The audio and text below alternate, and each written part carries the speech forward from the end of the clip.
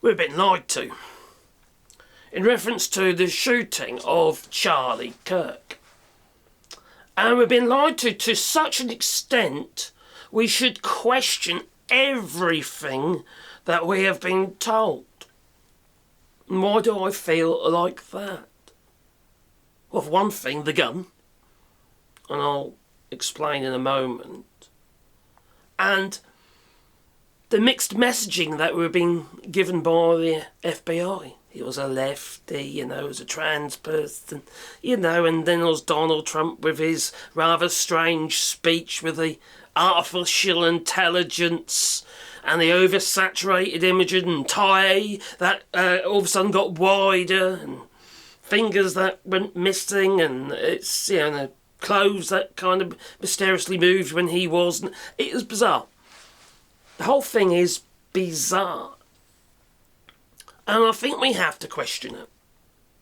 We have to question it. Every single bit of information that we got, whether it be the plane that took off in a hurry, then turned off its radar so we didn't know where it went, to the actual gun that they say was used to shoot Charlie Kirk. Now, full disclosure, I'm no lover of Charlie Kirk, alright? Am I lefty? No, I like common sense, alright? I'm a practical person who works with wood, makes joints and what have you, and they have to fit. It's like a puzzle. And this is a puzzle. And none of the pieces are fitting together. None of them. Nothing rings true in my mind. It's strange. Now, we all saw the video footage of the shooter, which we're now told is Tyler Robinson, which we should also question the validity of that. Because nothing rings true. Also, we should question the behaviour of his wife. That was performative. Whether it be how she was getting the camera there ready for, cheese and all that, while the open casket and you could see his formaldehyded hands. All performative. Just, get the cameras in, I'll just do this, It's almost like ASMR. Listen to her. It was bizarre.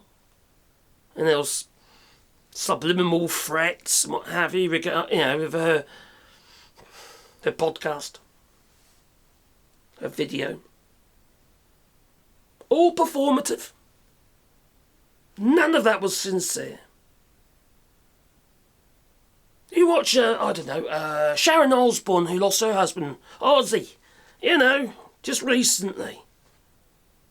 When she was being interviewed, she just broke down in tears. She loved them. He had a very strange relationship. If you read her autobiography, it was an interesting relationship. But she truly loved him. She didn't get the cameras there on an open casket. No. That's not normal behaviour.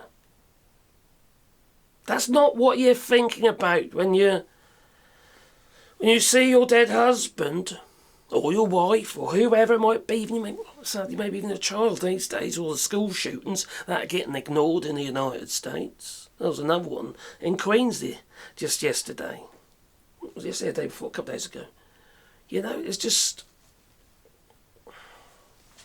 Get your priorities straight, Donald Trump.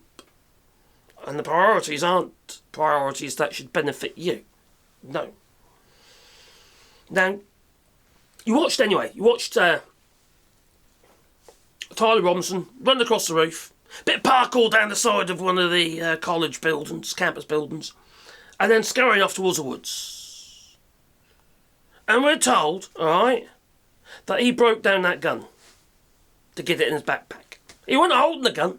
When he was walking across the campus, what have you, or when he jumped down that roof, and it ended up being in the woods. No. He didn't break down that gun, because the gun ain't suitable to be broken down in the field. It's a Norwegian gun, a Mauser, 98, 3060, or 3006, I think it was. And that particular gun, yeah, you can remove the bolt quite easily, you know, and work on that and do what you need to do to the bolt action. But the barrel and the stock, it's a big gun. It's a long barrel. It's a long gun. It takes tools and time to do. It's not a 5-minute job. There it is. That is the gun. You know, it looks like a traditional hunting rifle, don't it? You know. Excuse my dirty fingerprints on my glass. Can you see me length? Even if you took that barrel off, you've still got all that wood. It's a long gun. A long gun. Apparently he got it in his backpack without it sticking out. Really? The FBI is trying to tell us, alright, okay? He's on the roof. Alright, he broke the gun down, alright? Scurried up onto the roof, alright? And then put the gun all together again. Assembled it, you know. Remembering you need tools and you've got to line the barrel. It's not as simple as just click, clap, you know, clunk, click and all that. No, it's a skilled job. So you've got to do all that, all right, and then take your shot. One shot in this case. And then you've got to dismantle the fucking gun again, stick it all in your backpack, and half it's going to be sticking out, because that's, you know, because it would be, because it's too bloody big anyway. Or did he shove it down his trouser leg? Anyway, he then scurried down there, and then he went into the woods, and for some mysterious reason, he decided to put the gun back together again, put it in a box and wrap it in a towel, and hide it in the woods. Come on! What planet do they think we're on?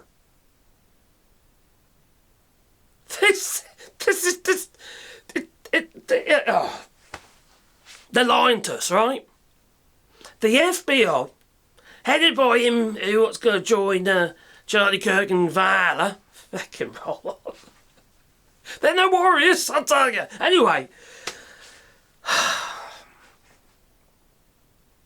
we've been lied to. No, I'm not going to say it was set up. Maybe they're just trying to cover up for something. Or they just needed somebody to take the fall because they're getting a lot of pressure. And they're happy to take anybody. I wouldn't be a bit surprised if it isn't this Tyler Robinson geezer.